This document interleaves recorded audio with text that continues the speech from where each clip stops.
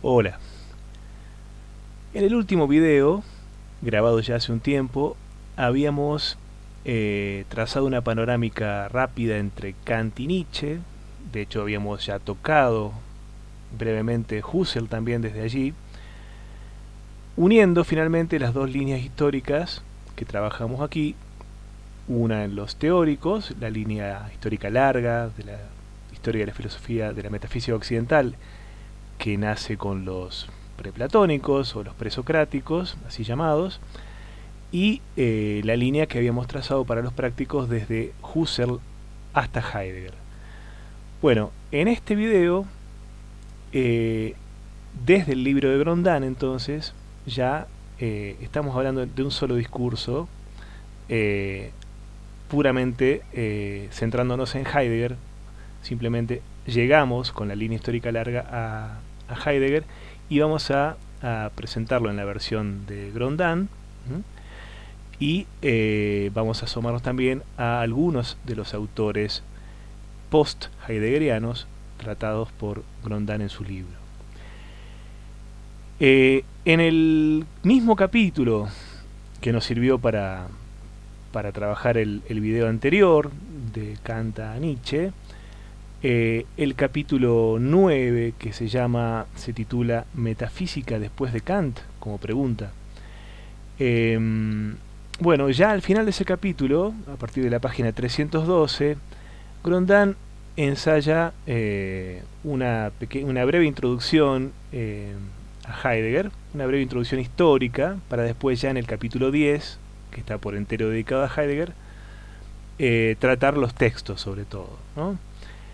Entonces, bueno, en la página 312, como digo, ya se empieza a hablar de Heidegger diciendo que será el primero en conferir una nueva dignidad al pensamiento metafísico, luego de lo que fue toda la crisis de la metafísica entendida de manera tradicional, como culminante en el idealismo postkantiano, el idealismo alemán de Fichte, Schelling y Hegel sobre todo. Esta metafísica tan criticada por el neocantismo, el positivismo lógico, ¿no?, la filosofía analítica, y toda la línea de Feuerbach, Marx, Nietzsche, Kierkegaard, ¿no? Toda esta gente que filosofó en contra precisamente de esa metafísica, sobre todo del idealismo alemán, pero como coronación de toda la metafísica tradicional. Bueno, Heidegger, en ese contexto, Heidegger va a ser el primero en conferir una nueva dignidad al pensamiento metafísico, del cual tampoco Husserl se consideraba un renovador ni un reivindicador, para nada. Vamos a ver que en este sentido Heidegger es ambiguo con el término metafísico. Pero en principio, como bien dice aquí Grondan, la metafísica será el gran asunto de su pensamiento, su tema, su musa, su interlocutora, pero también su enemiga más feroz. Ya vamos a ver, esto tiene que ver, como siempre, como hemos estado viendo, con cómo definamos el término metafísica, qué tan extenso lo consideremos o qué tan reducido lo queramos. Bien, la metafísica fue ante todo la tierra natal de Heidegger, dice Grondan. Estudiante de teología, se formó primero en el seno de la metafísica atomista más estricta, antimodernista y antikantiana. Bueno, lo del antimodernismo sabemos que es una constante en Heidegger. En sus textos autobiográficos confiesa haberse sentido influido por los tratados de ontología de su profesor de dogmática, Karl Brake, pero también por la disertación de Brentano. Esto ya nos lo contaba Carpio, ¿se acuerdan? La disertación de Brentano sobre los múltiples sentidos del ente en Aristóteles, que le había enviado el obispo de Friburgo, un amigo suyo, el obispo de Friburgo, Konradin Gröber. Su tesis de habilitación profesoral, dirigida por el ilustre neocantiano Heinrich Rickert, trataba de uno de los más eminentes metafísicos de la Edad Media, Duns Scoto, o casi, porque hoy se sabe que el tratado que estudiaba en ella, Heidegger, en esa tesis, fue redactado más bien por Tomás de Erfurt. había una confusión en ese momento sobre la autoría de ese tratado. En esta época esperaba sin duda obtener la cátedra de Filosofía Católica en la Universidad de Friburgo, pero en 1916 Edmund Husserl, el patrocinador de la Vuelta Fenomenológica y, fíjense, antimetafísica, justamente, al mundo de la vida, a la filosofía sin supuestos, a la filosofía como ciencia rigurosa, ¿no? No se trata de alguien que esté queriendo hacer metafísica, por lo menos de manera consciente. Husserl llega a Friburgo y le descubre a Heidegger nuevos horizontes, pero que parecen totalmente conciliables con su formación más escolástica. La piedra angular de la fenomenología, la teoría de la intencionalidad, que ya vimos sobre todo en Carpio, tomada del aristotelizante brentano, que a su vez la recogía de la tradición escolástica. Bueno, aquí lo dice, ¿no procede acaso directamente de la Edad Media? Heidegger, que se convierte entonces en discípulo y ayudante de Husserl, se adhiere a la fenomenología, pero parece más bien trabajar en una fenomenología de la experiencia religiosa y de la vida fáctica.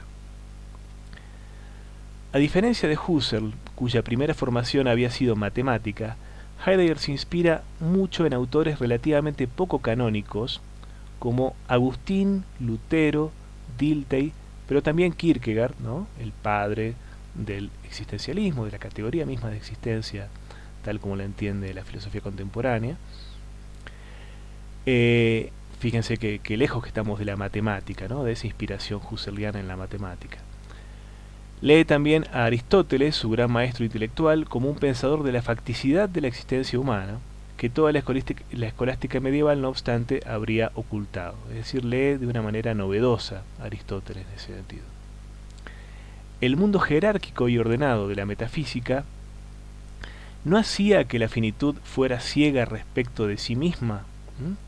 A Heidegger le interesa pensar la facticidad humana en este sentido de la finitud, de lo inexplicable también de esa facticidad y de esa finitud. Lo que escapa a la razón, ¿no? Esto ya lo hemos visto. Otra pregunta que se hace de Grondin. ¿Y si, parece preguntarse Heidegger, y si toda la metafísica escolástica y sus avatares modernos, entre ellos el neocantismo en su búsqueda de seguridad epistemológica, no fueran más que un ocultamiento de esta facticidad inquieta de la naturaleza humana, es decir, de esta finitud, y la perturbación que nos produce? Heidegger habrá quedado pues directamente marcado por los dos segmentos de la reacción anti-hegeliana, tanto por la exigencia de ilustración concreta representada por la fenomenología, pero también por la de Kierkegaard, por la filosofía de Kierkegaard en su insistencia sobre la decisión ante la cual se halla la existencia, como por la otra parte, por la orientación con tendencia más epistemológica del neocantismo, tal como traslucía en su planteamiento de la cuestión del ser a partir de la comprensión humana. Es decir,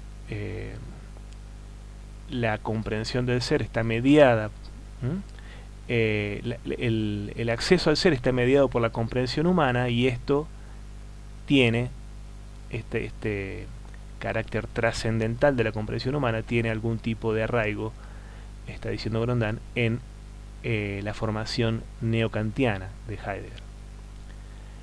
Pero Heidegger intenta también responder al gran desafío del historicismo de Dilthey y su hermenéutica, su particular recreación de la hermenéutica, y del nihilismo moderno de Nietzsche. Y ese desafío consiste en la pregunta, se resume en la pregunta: ¿es todavía posible un sentido apremiante, un sentido en sentido fuerte, valga la redundancia, en la era del relativismo? Bueno, dice Grondin, esto no lo resalté, pero bien puede ser leído también. La pregunta revestía una urgencia particular para un pensador cuyas primeras inquietudes eran religiosas. Vamos a ver cómo esas inquietudes religiosas persisten en Heidegger, de una manera poco ortodoxa, por supuesto, poco convencional. La respuesta de Heidegger a esta pregunta por por la posibilidad de un sentido apremiante en la era del relativismo, ha consistido en reavivar la cuestión del ser, constitutiva de la metafísica, pero que permanecía en cierto sentido presupuesta por los tiempos modernos.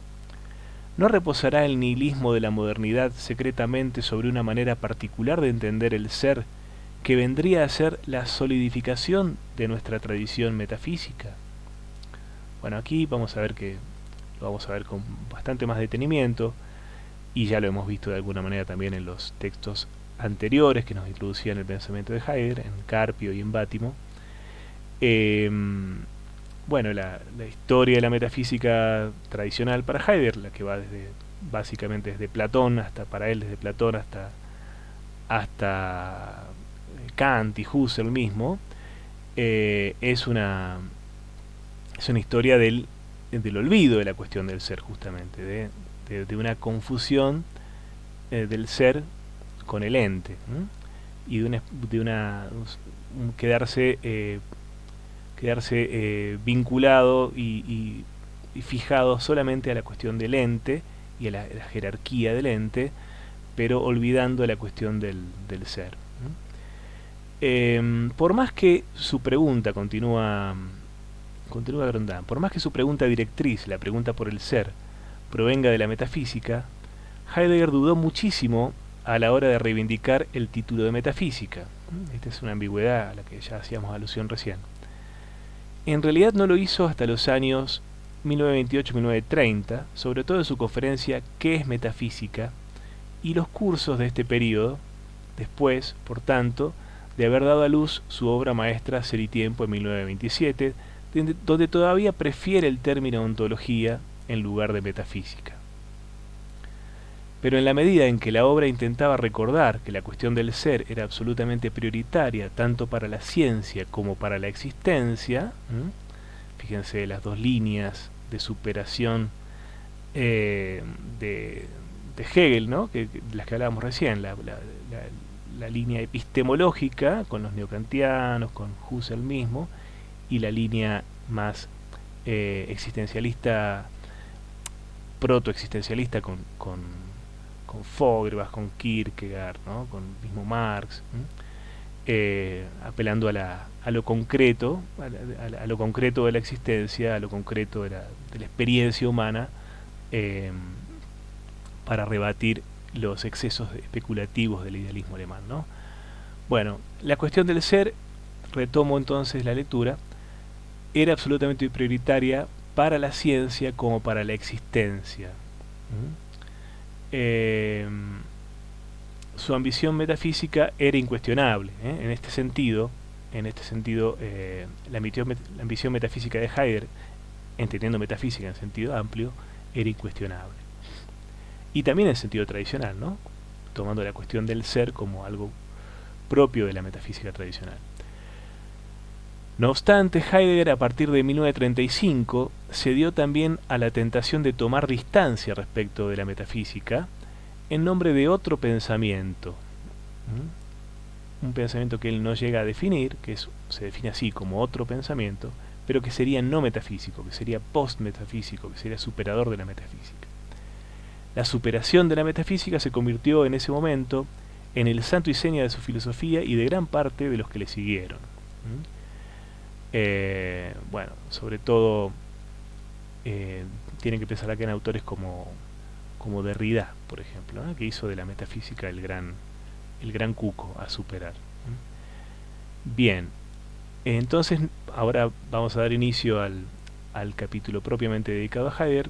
Dice Grondin antes de pasar a Elio: nos queda por examinar la coherencia de este pensamiento metafísico y antimetafísico a un tiempo, dependiendo de cómo entendamos la metafísica. Bien, capítulo 10 entonces, titulado Heidegger, la resurrección de la cuestión del ser, pero en nombre de una superación de la metafísica. Bien, primer apartado, el proyecto de una destrucción de la historia de la ontología. Esto ya lo habíamos visto, que era uno de los planteamientos principales de Ser y Tiempo, esta destrucción de la historia de la ontología.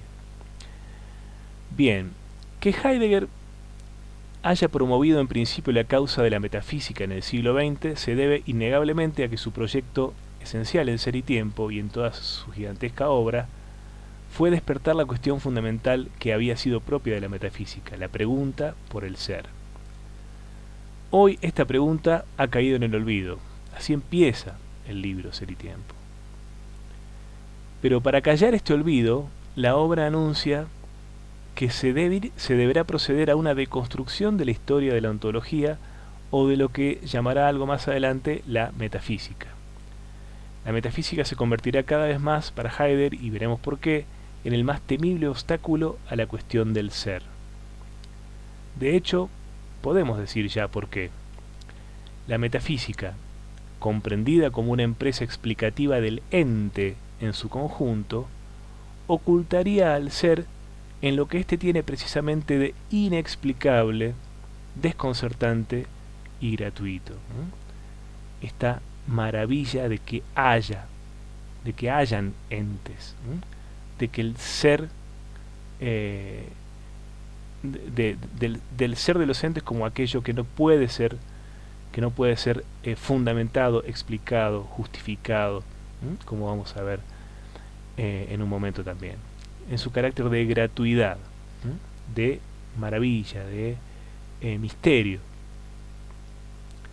Porque lo que está oculto es al mismo tiempo nuestra propia experiencia radicalmente temporal del ser, por el que somos, pero por un tiempo sobre el que no podemos decidir. Nosotros solo podemos experimentar el ser a través del prisma del tiempo, en el horizonte trascendental del tiempo.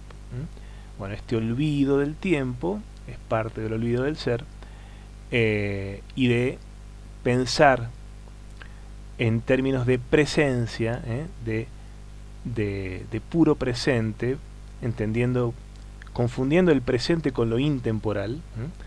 Eso es propio, o lo eterno, eso es propio de la metafísica tradicional. Bueno, retomo. Nosotros solo podemos experimentar el ser a través del prisma del tiempo, en el horizonte trascendental del tiempo. Y de ahí el título de su obra capital, Ser y Tiempo. Pero esta simbiosis del ser y del tiempo vale ya para la metafísica en su conjunto. Como decíamos recién, también ella ha entendido el ser a partir del tiempo sin percibirlo. Pero lo ha hecho, destaca Heidegger, a partir de una figura muy particular del tiempo, la de la constancia o de la permanencia o la presencia, el presente. Evidencia olvidada que confirman tanto el ser permanente de Parménides, en este sentido Parménides sería el primer metafísico, el eidos de Platón, la sustancia de Aristóteles o el Dios medieval, pero también el sujeto humano erigido en fundamento absoluto por los modernos, como está este fundamento presente, continuo, que sostiene todo lo demás. Hay una obsesión con lo siempre presente, que constituye el fundamento de la realidad, que constituiría el fundamento de la realidad. ¿De dónde deriva ese singular privilegio de la permanencia o de la intemporalidad? ¿Por qué el ser ha sido siempre comprendido sistemáticamente a partir de la negación del tiempo? ¿No procederá secretamente este tachón metafísico del tiempo de una negación del tiempo que somos nosotros mismos? El olvido metafísico del tiempo provendría así de una huida frente a la finitud de nuestro ser ahí. El ser que somos, Heidegger lo resume efectivamente en la palabra clave Dasein, ser ahí, que en alemán corriente designa simplemente la existencia o existentia de la tradición en latín. Este es un texto omitido en la traducción castellana, lo completamos aquí, se ha salteado esto el traductor. Pero el autor de Ser y Tiempo quiere que a través de esta palabra, de la palabra Dasein, se entienda la idea de una irrupción temporal, de un ahí donde yo soy y sé que soy. Un ahí en este caso, que significa esto de estar situado en un momento del tiempo, en una irrupción temporal y en una facticidad determinada. Pero el término Dasein, continúa el texto, llama la atención también sobre el hecho de que estoy ahí donde hay ser. Habito en el claro donde el ser se descubre, se abre, se comprende. Esa maravilla de las maravillas se nos abre como problema, como pregunta. Esa maravilla de las maravillas dirá en qué es la metafísica, qué es metafísica, maravilla de que hay ser más bien que nada. Eso es un problema, una pregunta, un motivo de asombro que tiene solamente el hombre, el ser humano, mejor dicho, y que por lo tanto también es el segundo sentido del Dasein, ¿no? Esa apertura al ser, como ya hemos visto repetidas veces, es propia del Dasein. Heidegger ve en ello además la distinción específica del hombre, como venimos diciendo, ser humano, ¿no? El ser humano es aquel que se abre al ser, al hecho de que hay entes o cosas que son. El Dasein es el lugar de lo que Heidegger llama la diferencia ontológica entre el ser y el ente, más allá de los entes que llaman nuestra atención y de los que se puede disponer, a los que se los puede controlar, se los puede estudiar, se los puede medir, etcétera, calcular. Hay el ser, el puro hecho de que hay entes, y el ser también el ser que me es propio, como hechos absolutamente indisponibles, injustificables, imposibles de fundamentar de una manera racional. Estoy arrojado a la existencia y a comprender un ser que me es dado sin ningún tipo de explicación posible y sin poder disponer, ni prever, ni calcular, ni reclamar tampoco sobre ese hecho. Pero según Heidegger, continúo, la metafísica, en su voluntad de explicación integral regida por el principio de razón, también llamado principio del fundamento, o principio de razón suficiente, o principio de Leibniz, pero que remite en definitiva al principio de causalidad también, que ya estaba claro en Aristóteles y en Platón mismo.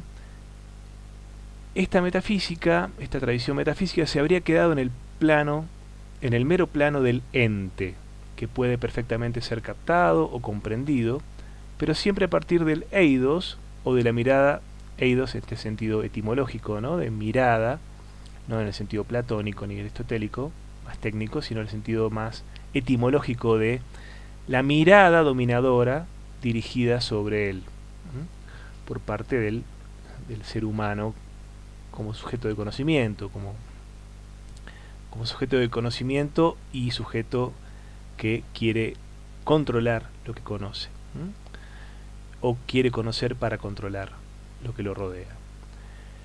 La metafísica no habría conseguido nunca pensar el ser como el fondo abisal o abismal de todo lo que es.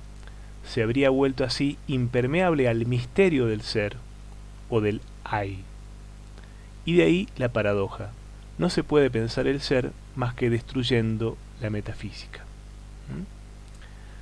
Bueno, acá vamos a ver que esta paradoja en realidad es el límite de Heidegger y lo que va a ser el límite en su posicionamiento frente a la metafísica, lo que va a hacer que por momentos él emprenda un ensanchamiento de la metafísica, una ampliación de la metafísica, haciéndole ver esto que no había visto, este olvido del ser, esta necesidad de pensar el ser más allá del ente, y por otra parte desistiendo de que la metafísica sea capaz de tal cosa, porque en realidad toda la metafísica tradicionalmente ha consistido en un ocultamiento del ser. Entonces hay que inventar algo superador de la metafísica, que vaya más allá y que realmente logre pensar el ser.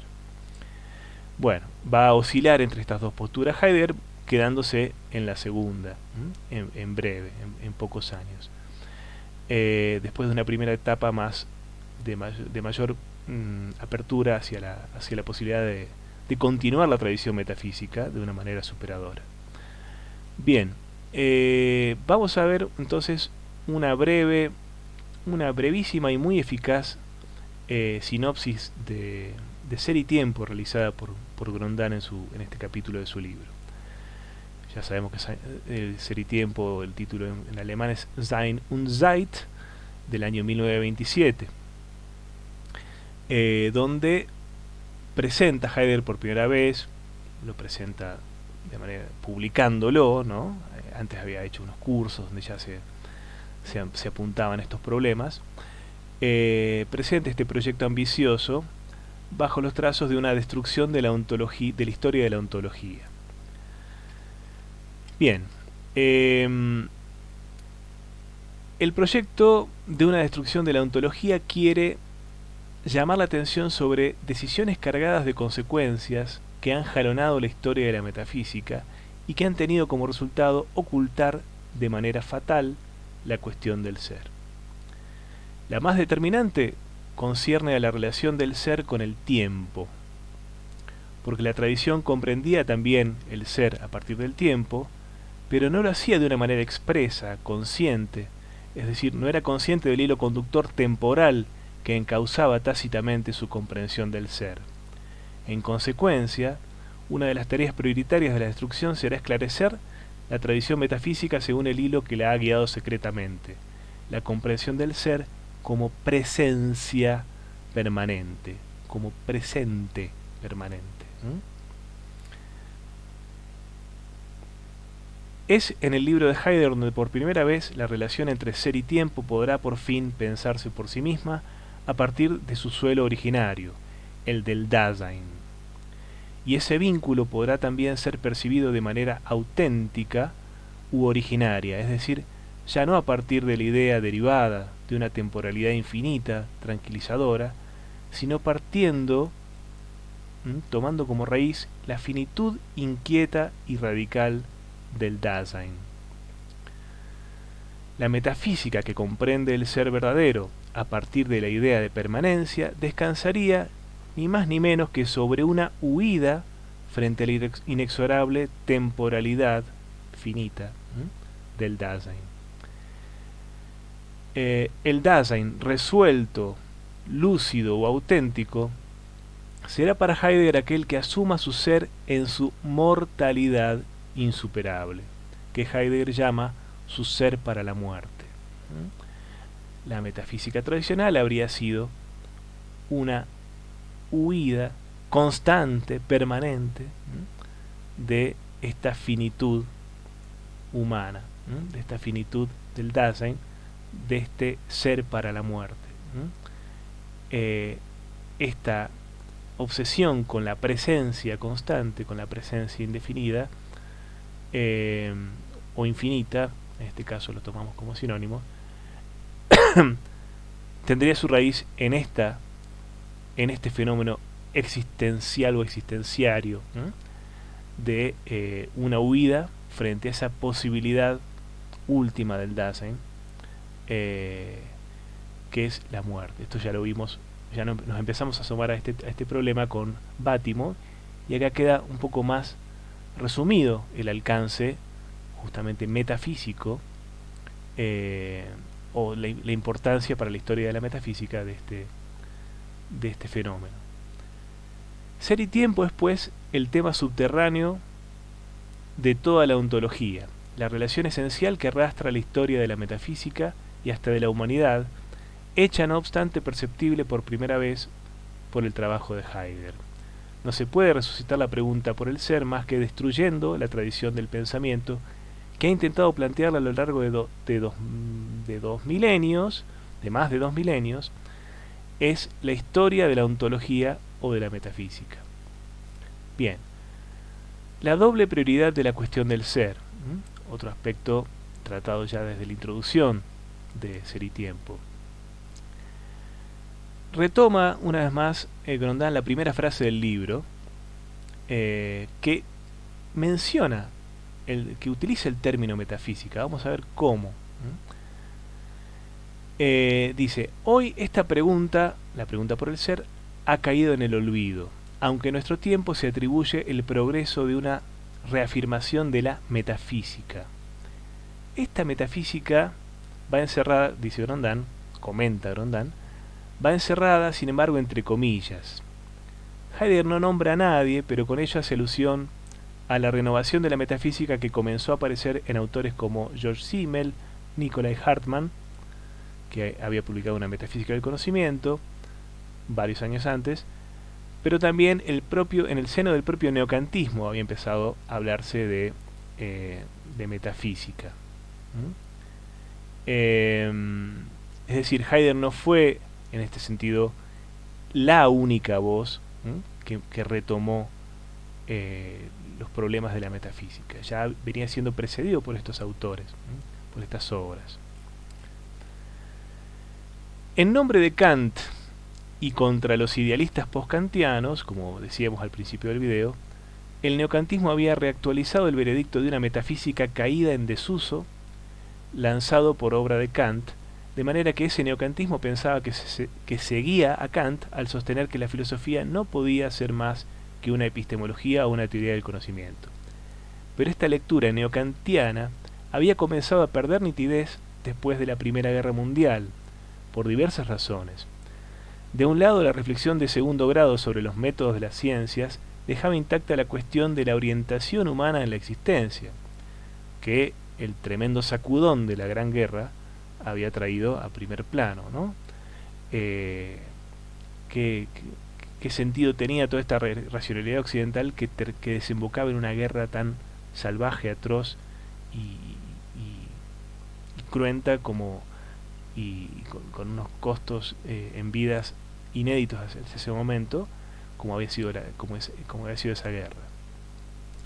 Era un sentimiento de desorientación que el final abrupto para los alemanes de la Primera Guerra y el expresionismo ambiental no hicieron más que reforzar.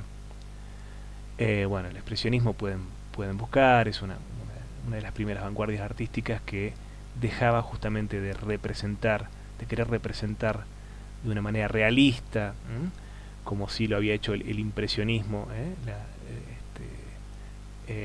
y más bien se centraba en una expresión de lo interior, no en una reproducción fiel, realista de un paisaje, por ejemplo, sino más bien en una expresión de lo interior, que da como resultado una imagen que nada tiene de realista, sino más bien de expresiva, justamente, para reducirlo a un esquema un poco banal, pero para que se entienda rápidamente. Se empezó por consiguiente a buscar en autores como Kierkegaard y pronto en Nietzsche y en Jaspers una nueva filosofía de la existencia, un poco de orientación, un poco de norte entre tanta irracionalidad, por decir así, o pérdida de sentido a partir de ese caos que había significado la Gran Guerra. Por todas esas razones, el término metafísica se había hecho bastante familiar en la época de Heidegger, pero las comillas con las que encierra esta metafísica hacen presentir toda la distancia que Heidegger quería mantener con relación a esta moda. Esto de moda lo dice Grondin, pero bueno, podemos pensar que, a diferencia de lo que pasó con Heidegger, estos intentos de estos otros autores se quedaron en una pura moda, en acercamientos que no tuvieron gran repercusión. Según Heidegger, esta metafísica popular no buscaba más que responder a una vaga exigencia de orientación, ciertamente clamorosa, pero que no hacía sino agravarse en su tendencia a restaurar soluciones o esquemas de pensamiento periclitados, caducos, Y Heidegger pensaba seguramente también en la renovación que conseguía por entonces el pensamiento metafísico en el seno del tomismo, convertido en referencia absoluta de la Iglesia Católica en el siglo XX, a fortiori, con más razón, tras los avatares de la crisis del modernismo a comienzos del siglo XX. Porque está en búsqueda de un punto de partida mucho más radical, Heidegger relanza la cuestión del ser, pero sin reivindicar en 1927 el término metafísica, prefiriendo ontología, quizá más neutro, y digámoslo también menos demonizado, menos atacado hasta ese momento. La ontología era un término que había quedado más a salvo de críticas. No totalmente a salvo, ya recordemos que el mismo Kant lo criticaba como pomposo al término ontología, pero bueno, la historia de las críticas a la metafísica es mucho más amplia. Era en ese momento mucho más amplia y lo sigue siendo. Bien, queda no obstante por justificar esta prioridad reconocida a la cuestión del ser. Heidegger se dedica a ello en su introducción a Ser y Tiempo, bajo el título de Necesidad, estructura y primacía de la pregunta por el ser. Título provocador porque la cuestión del ser, a semejanza de la metafísica, estaba igualmente muy desacreditada desde Kant, si nos atenemos al hecho de que la crítica de la razón pura establecía que el pomposo título de ontología debía dejar sitio al proyecto más modesto de una analítica de las determinaciones de nuestro entendimiento. Había que abandonar la ontología y centrarse solamente en un análisis trascendental del entendimiento. Pero si la ontología debe dar paso a una analítica, es de una analítica de nuestro Dasein, de nuestra exposición al ser, de la que hay que hablar, va a decir Heidegger. De hecho, Ser y Tiempo presentará una analítica de nuestro ser ahí, de nuestro Dasein, pero con el objetivo de aprender a plantear mejor la cuestión del ser. Entonces, fíjense acá también la herencia kantiana, neokantiana, ¿no? Se va a pasar, ya lo habíamos dicho al hablar de la comprensión del ser como algo que también es heredado de esta tradición kantiana, se va a pasar de una analítica del entendimiento, una analítica pura del entendimiento puro, mejor dicho, a una analítica del Dasein, como exposición al ser, como apertura al ser. Entonces, aquí en este recuadro, resumo un poco el contenido de este parágrafo que acabamos de leer.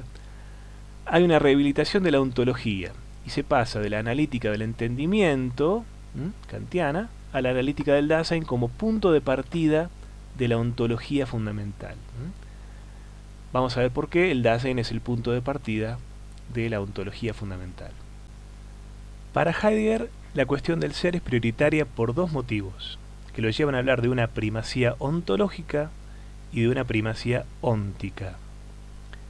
Primacía ontológica quiere decir que la cuestión del ser reivindica una prioridad de derecho en el orden de saberes, tal como lo habían reconocido ya autores como Avicena, Tomás o Duns Scoto. Lo primero que se conoce es el ser, lo primero que impacta en el entendimiento es el ser. Entonces, el conocimiento, el estudio de la cuestión del ser, la ontología, tiene una prioridad en el orden de los saberes. Toda ciencia, como cualquier relación con el ente, presupone una cierta comprensión del ser, Seinsverständnis, del ser del que se trata en cada una de las ciencias, ¿no? El ser que estudia la física no es el mismo de la química o de la teología. A los ojos de Heidegger pertenece a la filosofía, precisar claramente las determinaciones ontológicas del dominio del objeto propio de un determinado tipo de saber particular. Es decir, la filosofía es ante todo ontología para Heidegger. El análisis de Heidegger toma aquí un giro algo epistemológico que disfrutaba en aquella época, la del neocantismo, de un gran predicamento, pero que Heidegger modifica en un sentido más ontológico. El neokantismo partía del hecho de la ciencia a fin de reconstruir sus condiciones de posibilidad, lógicas y subjetivas. Una argumentación análoga conduce a Heidegger a defender la primacía ontológica de la cuestión del ser. Toda ciencia, explica, se interesa por una determinada región del ser. Los conceptos fundamentales de las matemáticas, de la física o de las ciencias humanas no pueden, pues, depender más que de una reflexión de naturaleza ontológica que, digamos, se ocupe de indagar lo constitutivo de esa región del ser, ¿no? Hacer la ontología regional correspondiente. Y eso corresponde a la filosofía. No incumbe a las ciencias, que son solo ónticas, elucidar por sí mismas esos conceptos ontológicos que circunscriben el ámbito de su objeto. Esta clarificación incumbe más bien a la filosofía, entendida como lógica productiva de las ciencias positivas. Sein und Zeit reconoce así una ambiciosa primacía ontológica y científica a la filosofía. Ella es la responsable de elaborar las ontologías específicas o regionales, decía Husserl ya, en esto también es heredero Heidegger de Husserl, sobre las cuales descansan las ciencias del ente. Husserl hablaba aquí de ontologías regionales. Bueno. Pero la idea de una ontología regional propia de una ciencia determinada no agota la ambición ontológica de la filosofía. Esto sería una postura más bien positivista. Hacer agotar la filosofía en la fundamentación de cada una de las ciencias determinadas. Y es que toda explicación ontológica como la que la filosofía debe poner en práctica para las ciencias positivas debe haber dilucidado con anterioridad el sentido del ser, el sentido general y fundamental del ser. Esta clarificación del sentido del ser, a partir de ahí, esta clarificación del sentido del ser constituye a partir de ahí la tarea primordial de lo que Heidegger llama ontología fundamental, es decir, la ontología que está en la base de las ontologías regionales, que se ocupa del ser en general, en su sentido en general, que abarca a los sentidos particulares. Puesto que la filosofía se consagra al ser, hay que dejar en claro el sentido fundamental del ser, sentido que debe presuponerse en las ontologías más regionales.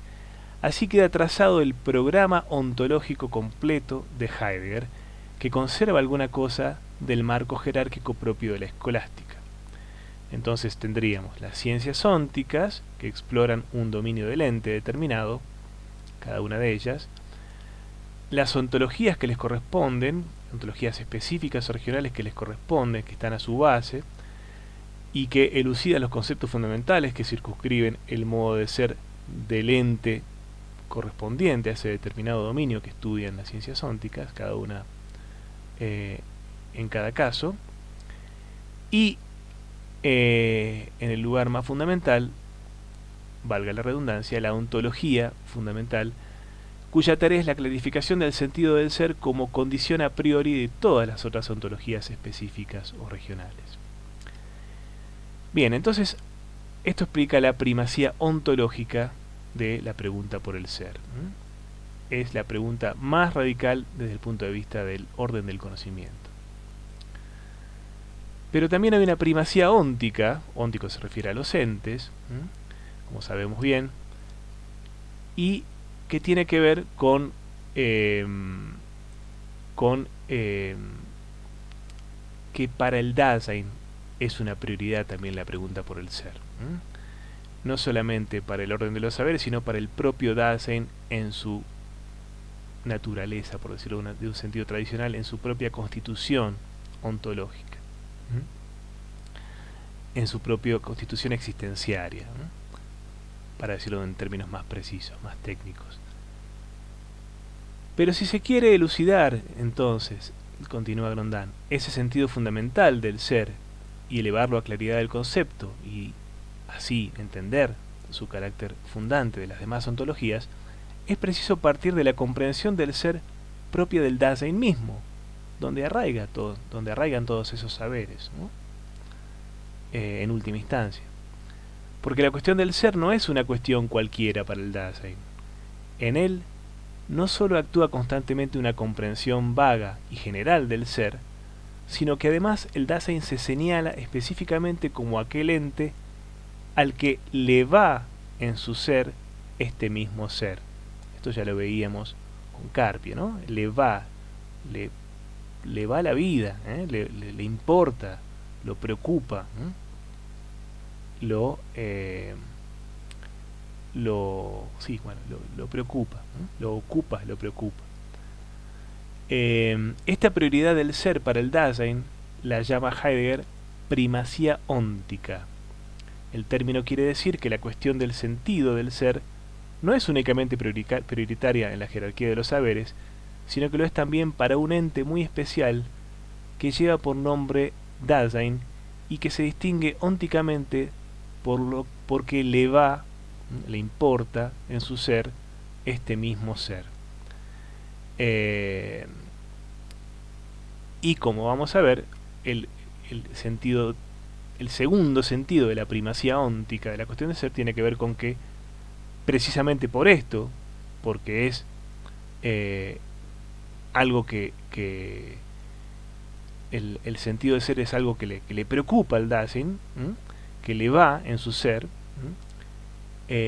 va a ser el ente a partir del cual empecemos a indagar por la cuestión del ser, del sentido del ser en general. El ente a quien le vayamos a preguntar, a quien nos vayamos a preguntar por el sentido del ser en general, por donde empiece la ontología fundamental. Punto de partida entonces el análisis del Dasein para una ontología fundamental que vaya más allá del Dasein. Heidegger no es un existencialista, no se quiere quedar solamente ahí, en la existencia humana, sino que a partir de esa apertura al ser, que es la existencia humana, quiere justamente llegar al sentido del ser en general. Bien. Remite correctamente entendida esta fórmula de que al Dasein le va en su ser este mismo ser, remite correctamente entendida al cuidado, cura o Sorge en alemán, que todo individuo es para sí mismo, cuidado que acabará por lo demás siendo el resumen de todo el ser del Dasein, como ya vimos, tanto en Carpio como en Bátimo. Se trata de una inquietud que no solo caracteriza propiamente el Dasein, sino que le acosa en lo más íntimo de su ser, de modo que uno de sus mayores cuidados será liberarse de la misma, de sustraerse por tanto a la pregunta demasiado vertiginosa que él es para sí mismo.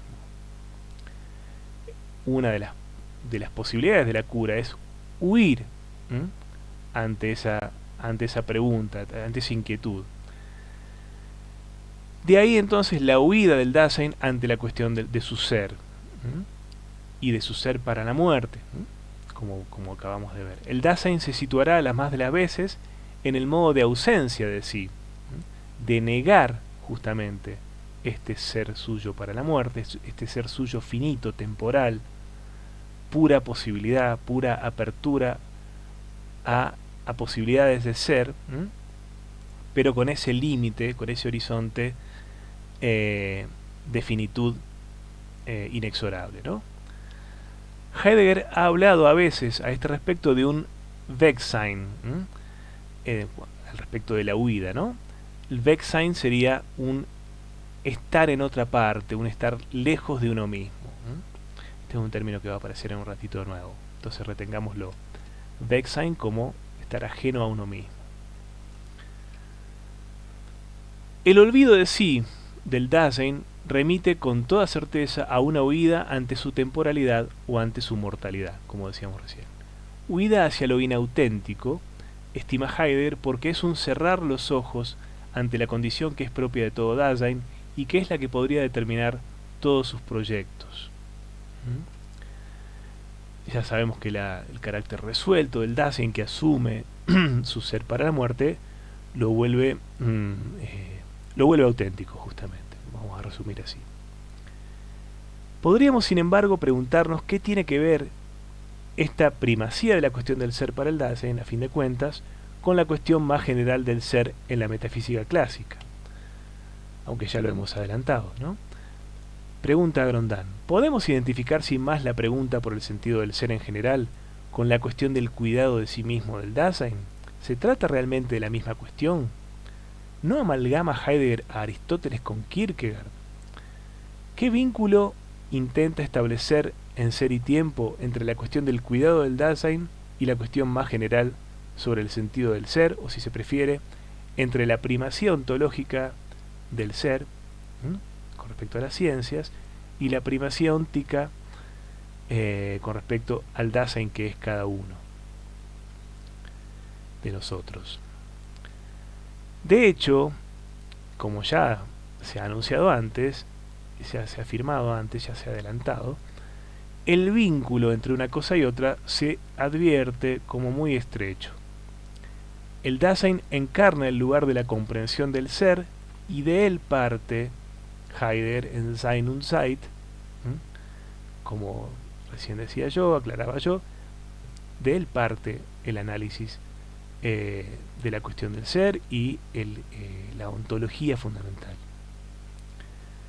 Si el Dasein está obsesionado con el cuidado de su ser, es porque sabe que todo su ser es como una carrera hacia la muerte, un Sein zum Tode, ser para la muerte.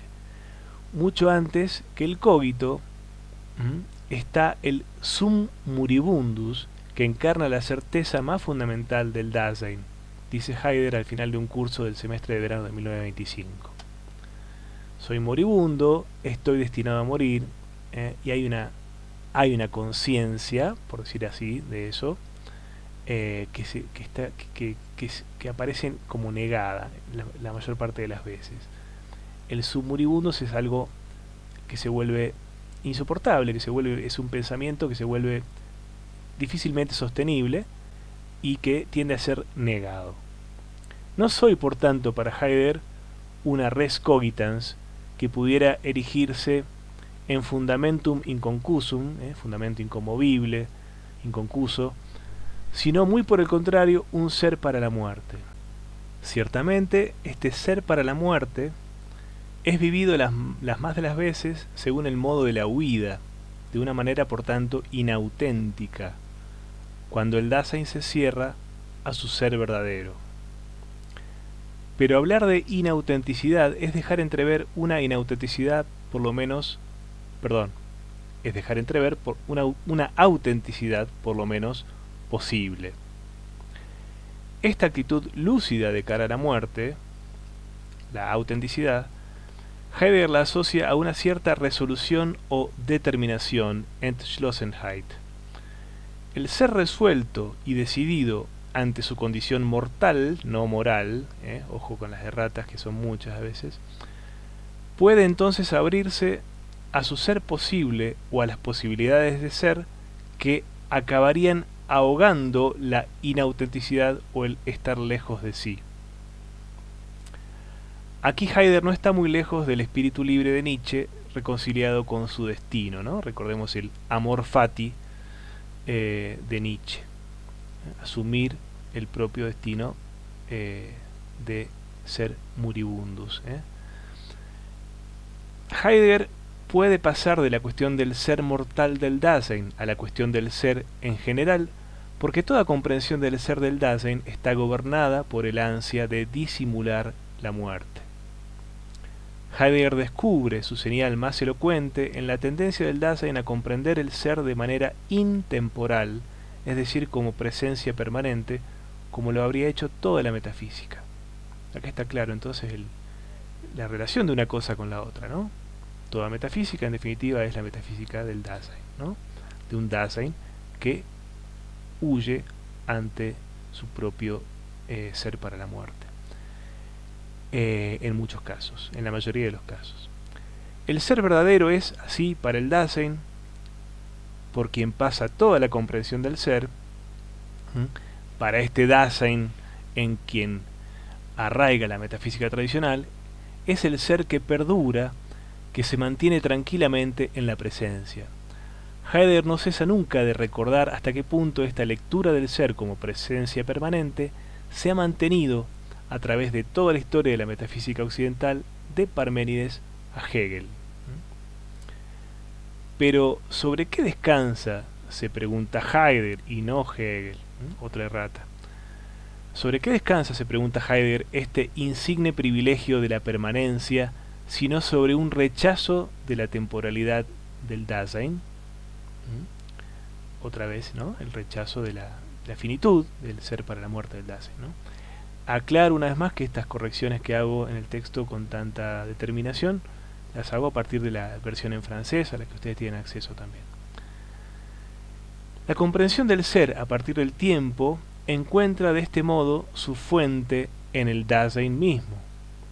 La relación del Dasein con su ser y por ello con su temporalidad dictará la comprensión del ser en general. La intención rectora de Heidegger en todo esto es mostrar que la comprensión del ser a partir de la presencia permanente reposa sobre una relación inauténtica del Dasein con su propia temporalidad y su propio ser, es decir, sobre una inhabilitación y un rechazo de su temporalidad más íntima. ¿No es posible una relación distinta del Dasein con su ser? ¿Es preciso a toda costa cerrar los ojos a la temporalidad innegable, sin embargo, de la presencia del Dasein en el ser? Bueno, no nos dejemos confundir con esta aparición de presencia. La presencia del Dasein en el ser, la duración de nuestra propia vida, digamos, es precisamente finita, temporal, no es una presencia constante. Se ha establecido, por tanto, un vínculo estrecho entre la primacía óntica de la cuestión del ser para el Dasein y la cuestión del ser en metafísica.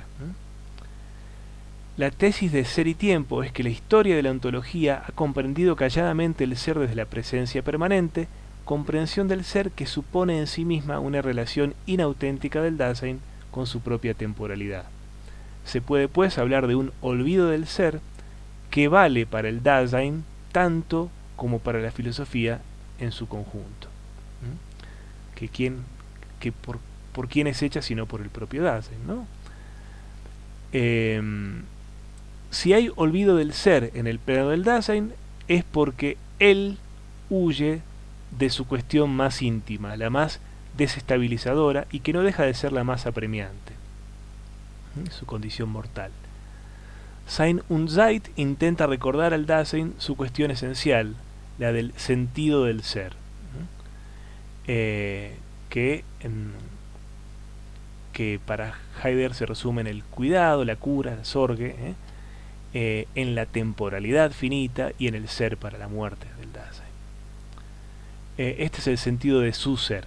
El sentido del ser del Dasein es cuidado, cura, temporalidad finita, ser para la muerte. Pero este recuerdo hace al mismo tiempo que la filosofía vuelva a sí misma, porque esta cuestión del ser la ha olvidado la filosofía a sabiendas. Bueno, a sabiendas no corresponde. Desde mi punto de vista no corresponde. Que a sabiendas es un olvido voluntario, bueno, es una cuestión problemática. Esa constatación parece aplicarse sobre todo a la filosofía moderna que desde Descartes y Kant se ha apartado del ser para orientarse hacia el sujeto cognoscente. ¿No enmascara, tal vez, la obsesión moderna por la certeza epistemológica, la firmeza? ¿No está enmascarando esta obsesión por esa firmeza y esa certeza epistemológica esa incertidumbre innata del Dasein? La certeza del ego cogito no está enmascarando también esa certeza muy inquietante del sum muribundus. Bueno, sí, esa pregunta es retórica, sí, la está enmascarando. Pero lo mismo vale para el conjunto de la metafísica, insiste una y otra vez Heidegger. No solo no se ha pensado nunca de una manera expresa la relación entre el ser y el tiempo, sino que la metafísica tampoco se ha interesado en otra cosa que no fuera el ente. El ente y su fundamento subsistente, siempre presente. Es decir, la metafísica habría olvidado la diferencia ontológica entre el ente susceptible de ser explicado en un marco lógico o teológico y el acontecimiento del ser, el cual carece de porqué. Esta palabra es muy importante en Heidegger, sobre todo en el segundo Heidegger, ¿no? El acontecimiento del ser, el ser como acontecimiento, como algo que sucede, que hay, que viene, que sobreviene, porque sí, sin ningún tipo de explicación. La mirada puesta en el ente presente y sobre su esencia valdría de alguna manera a borrar, vendría de alguna manera a borrar el misterio del ser y su donación, ese mero darse en el tiempo, acontecer. Al olvido a la vez humano y filosófico de la cuestión del ser o de su primacía, Heidegger opone la tarea de una reedición franca y lúcida de la cuestión del ser. Todo el pensamiento de Heidegger, le gustaría a uno decir casi toda su metafísica, ya sabemos que Grondin es un defensor de un sentido amplio y para nada opresivo de la palabra metafísica. Entonces retomo la idea, todo el pensamiento de Heidegger consiste en llamar al Dasein, lo mismo que a la filosofía, a esta experiencia elemental del ser capaz de alterar todas las certezas.